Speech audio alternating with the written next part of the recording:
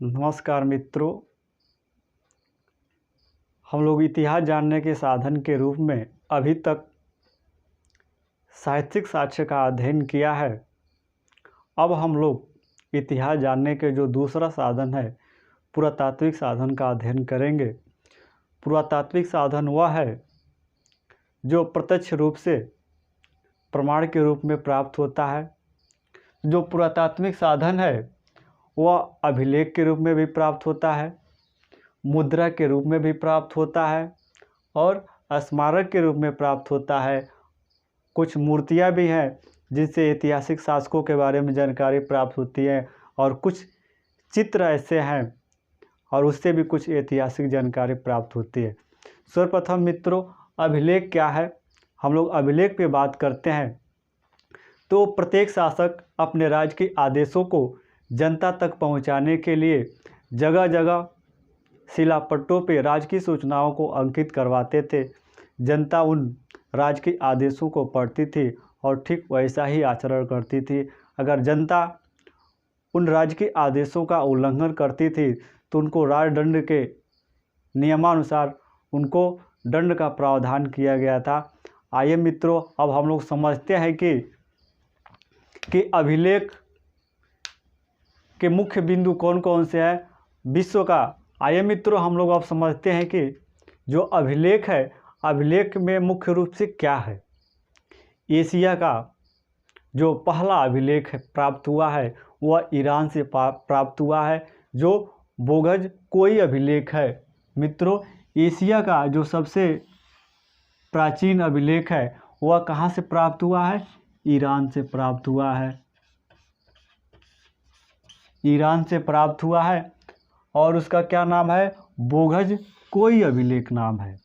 कहाँ से प्राप्त हुआ है? ईरान से प्राप्त हुआ है, यानी एशिया के ईरान से प्राप्त हुआ है। उसका क्या नाम है? बोगज कोई अभिलेख है। और हम लोग अगला देखते हैं। बोगज कोई अभिलेख में हित्ती शासक सिप्पीलुम्मा तथा मिन्नती नरेश मतिवजा के मध्य जो संधि हुई थी उस संधि का उल्लेख किया गया है। जिसके उस बोगज कोई अभिलेख में जो संधि हुई थी उसके जो साक्षी देवता थे उस देवता में कौन कौन से थे? मित्र थे, वरुण थे, इंद्र थे और नासत्य थे। यह जो हित्ती राजा और मिन्नती नरेश के मध्य जो संधि हुआ था उसके जो साक्षी देवता थे कौन कौन थे? मित्र थे, वरुण थे, इंद्र थे और नासत्य थे। नासत्य का मतलब होता है अश्वनी कुमार। इनका एक और नाम है अश्वनी कुमार। अब मित्रों, हम लोग अगला देखते हैं। बोगज कोई अभिलेख और ऋग्वेद में समानता पाई जाती है। बोगज कोई अभिलेख और ऋग्वेद में क्या पाई जाती है? समानता पाई जाती है। समानता किस आधार पर पाई जाती है? क्योंकि अगर ऋग्वैदिक देवताओं को देखा जाए तो ऋग्वैदिक देवताओं में मित्र का नाम आता है, वरुण का नाम आता है, इंद्र का नाम आता है और अश्वनी कुमार का नाम आता है। इस आधार पर यह कहा जा सकता है बोगज कोई अभिलेख और ऋग्वेद में समानता पाई जाती है। और बोगज कोई अभिलेख के आधार पर ही ऋग्वेद की तिथि ज्ञात की जाती है। ऋग्वेद की तिथि ज्ञात की जाती है। और मित्रों, अगर भारत का सबसे प्राचीन अभिलेख देखा जाए तो वह किसका अभिलेख है? अशोक का अभिलेख है। भारत का सबसे प्राचीन अभिलेख किसका माना जाता है? उस अशोक का अभिलेख है। अशोक जो था ईरान के शासक डेरियस प्रथम से अभिलेख लिखवाने की परंपरा की शुरुआत किया था भारत में सर्वप्रथम, और वहीं से डेरियस प्रथम की शैली को अपनाया था। जो अशोक अभिलेखों की जो लिपि थी वह ब्राह्मी थी, खरोष्टी थी, आर्मेइक थी और ग्रीक थी। यानी अशोक अपने अभिलेखों को जिस क्षेत्र में जिस भाषा के लोग निवास करते थे, जिस लिपि को जानने वाले लोग निवास करते थे, उसी भाषा में वो क्या किया था? वहाँ अभिलेखों को लिखवाने का काम किया था। अब हम लोग अगला देखें। अशोक के जो अभिलेख थे सर्वप्रथम उसको कौन पढ़ा था? यह एक अंग्रेज विद्वान था जो ईस्ट इंडिया कंपनी का एक कर्मचारी था जिसका नाम था जेम्स प्रिंसेप। जिसका नाम था जेम्स प्रिंसेप। कब पढ़ा था? 1837 ईस्वी में अशोक अभिलेखों को पढ़ने में क्या किया था? सफलता प्राप्त किया था। अगला हम लोग देखते हैं अशोक के 13वें अभिलेख में। ध्यान दीजिएगा, अशोक के 13वें अभिलेख में कलिंग विजय की जानकारी प्राप्त होती है। कलिंग विजय कब अशोक ने किया था? 261 ईसा पूर्व में। 261 ईसा पूर्व में अशोक ने क्या किया था? कलिंग विजय प्राप्त किया था। तो अशोक के किस अभिलेख में प्राप्त होता है? 13वें अभिलेख में प्राप्त होता है कि अशोक ने क्या किया था? कलिंग पे जब विजय प्राप्त किया था तो इतना नरसंहार हुआ था, तो अशोक ने क्या किया था? युद्ध नीति को त्याग करके, भेरी घोष की नीति को त्याग करके धर्म की नीति को अपना लेता है। भेरी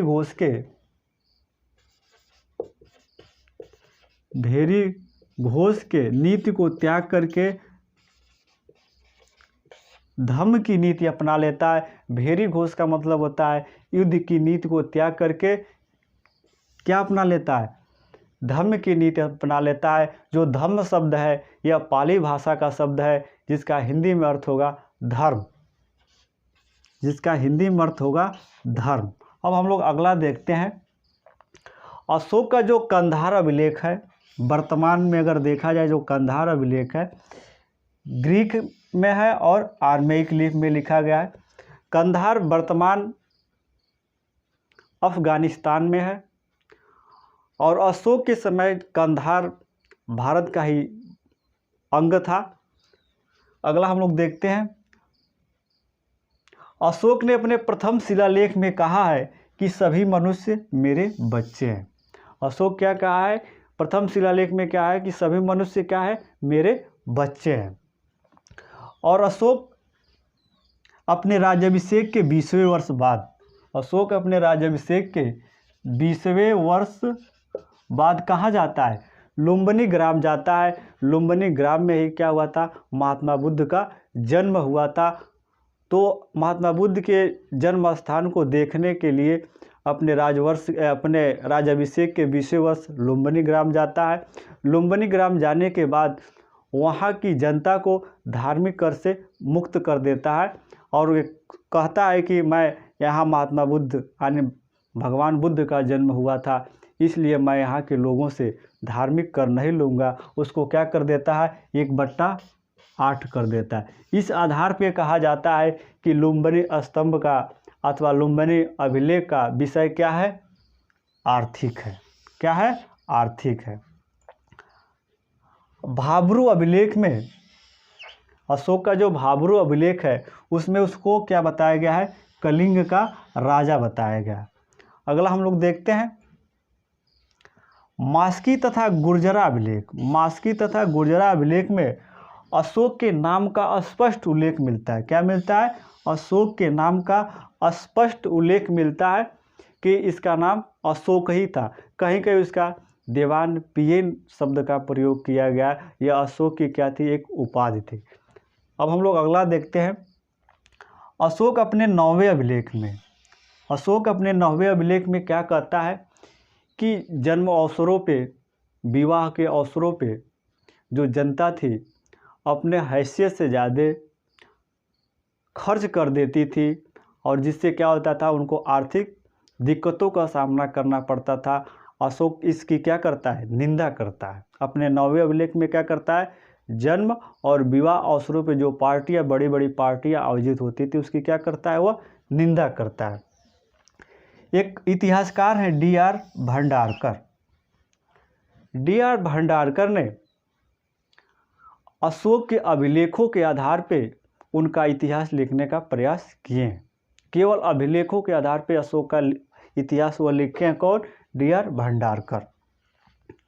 अशोक का जो 14वां अभिलेख है, अशोक का जो 14वां अभिलेख है वह जनता को धार्मिक जीवन जीने की क्या देता है? प्रेरणा देता है कि जो मनुष्य में, राज्य में जो भी जनता निवास करती है वो क्या करे? धर्मानुसार अपने जीवन को क्या करे? व्यतीत करे। यानी क्या है इसका, धार्मिक जीवन जीने की क्या करती है।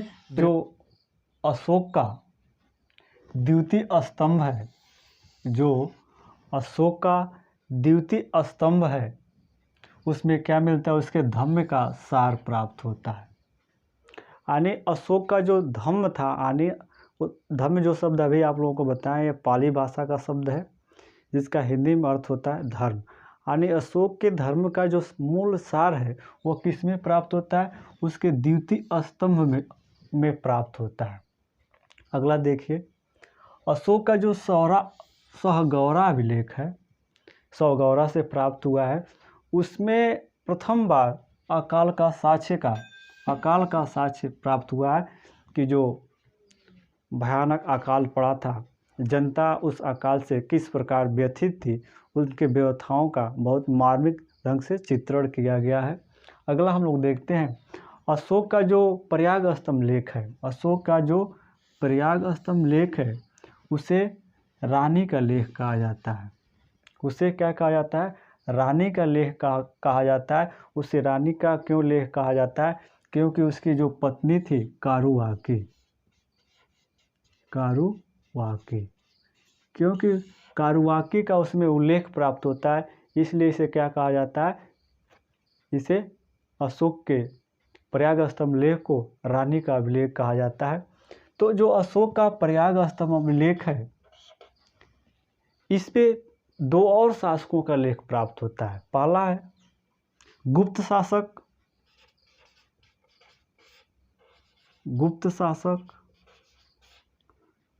समुद्रगुप्त का लेख प्राप्त होता है, जिसको प्रयाग प्रशस्ति कहा जाता है। और समुद्रगुप्त के जो राजकविता हरिशेर ने क्या किया था, जो खाली जगह बचा था उसको क्या लिखा था, समुद्रगुप्त के जो राजकीय आदेश था उसको हरिशेर ने क्या लिखा था। और किस शैली में लिखा था, चंपुक शैली में लिखा था। अब आप लोग पूछोगे कि चंपुक शैली क्या होता है। चंपुक शैली उसे कहा जाता है कि किसी भी अभिलेख में अगर लिखा जा रहा है तो अगर कुछ गद्य में लिखा गया और कुछ पद में लिखा गया, उसी को क्या कहा गया है, चंपुक शैली कहा गया है। ठीक है। उसके बाद से समुद्रगुप्त के बाद एक और शासक है, मुगल शासक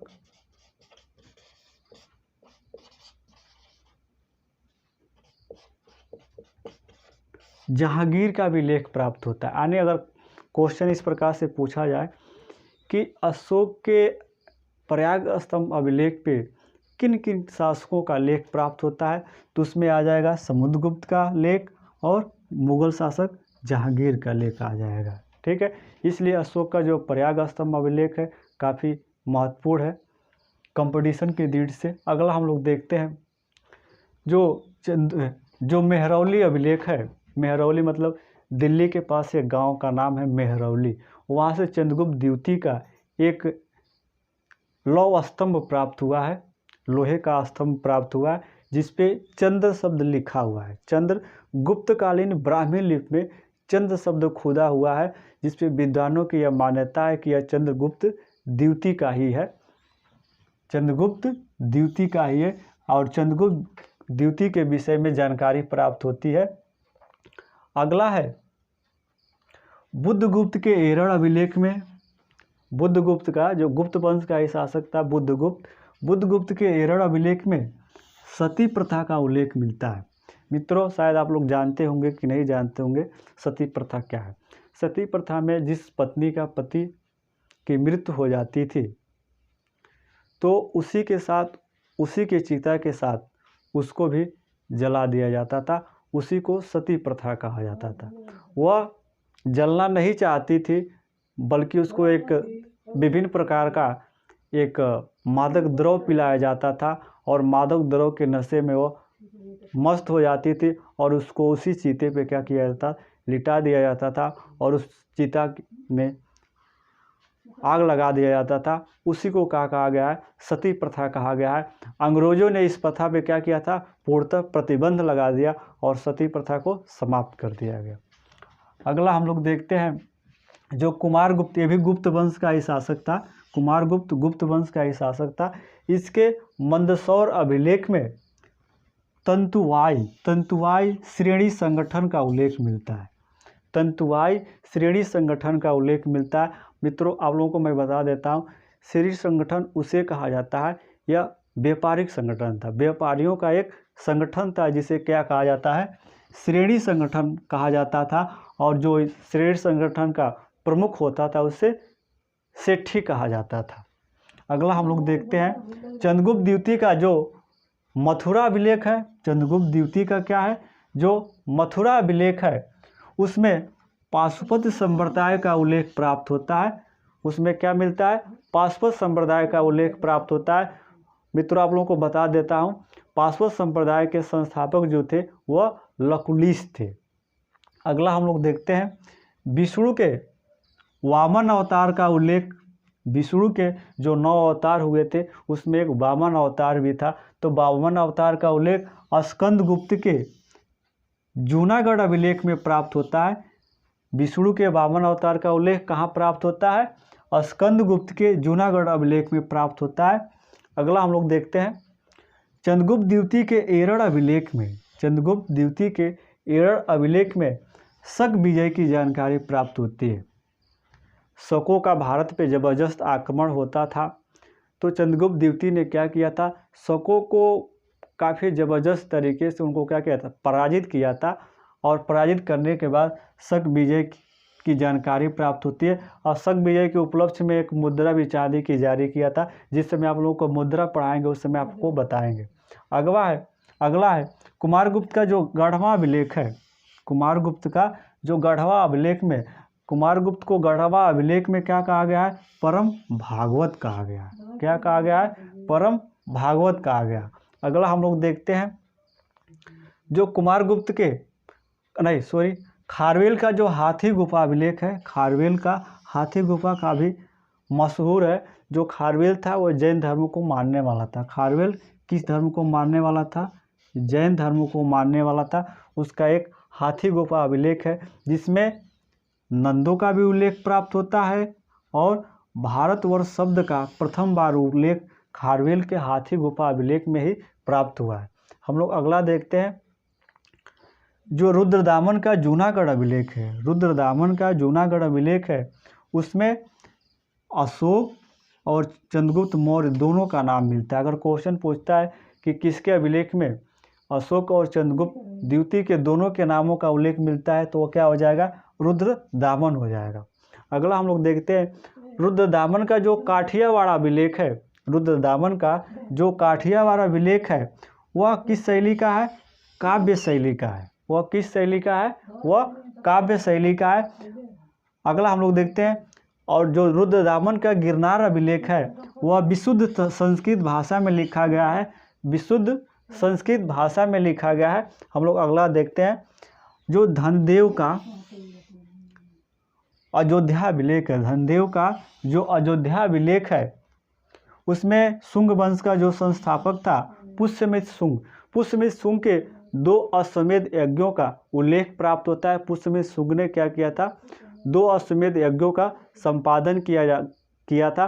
मित्रों, आप लोगों को बता देते हैं कि अश्वमेध यज्ञ क्या होता है। अश्वमेध यज्ञ क्या होता है, जब कोई भी राजा अपनी आंतरिक शक्तियों को मजबूत कर लेता था तो एक अश्वमेध यज्ञ का आयोजन करता था। अश्वमेध यज्ञ आयोजन में एक घोड़ा छोड़ा जाता था।